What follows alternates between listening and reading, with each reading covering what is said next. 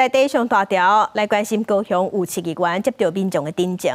讲伫高山区的中山国小学校甲营养午餐3项菜1项汤，换做是芳甲凉水，尾啊，互囡仔炸转去。毋那一天是连续3天拢安尼，这是引起一寡家长不满。两块芳甲果食方便食，阁好炸，暗过当作营养午餐，恐惊互家长无法度接受。高雄高山中山国小8月30菜单原本是3菜1汤，小鱼新鲜煞变换做芳，连食3天，引起部分家长不满，向平台反映。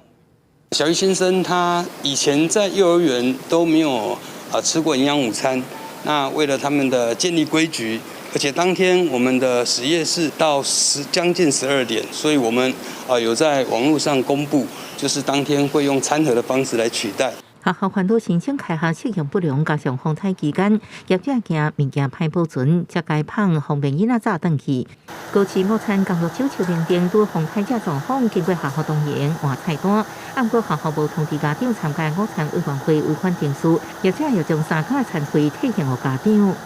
针对该校1年级开学午餐菜色内容及审核菜单程序不符合规定的部分，已责成学校检讨改进。也许他可以派人去学校看一下，看今天的营养午餐跟他所公布的营养午餐的菜色到底一不一样。我觉得这样的措施也是要做啦，因为可以就是说，第一个可以维护到整个学童他在饮食上面的一个安全跟营养。民代认为，其他学校也可能面临同款的问题。学校家长应该建立明确的沟通机制，学校承诺改进。那未来需要换菜色，会在午餐委员会通过了后才实施。教育也提醒各校一定要遵守学校卫生法甲午餐工作手册，才规定办理营养午餐。记者综合报道。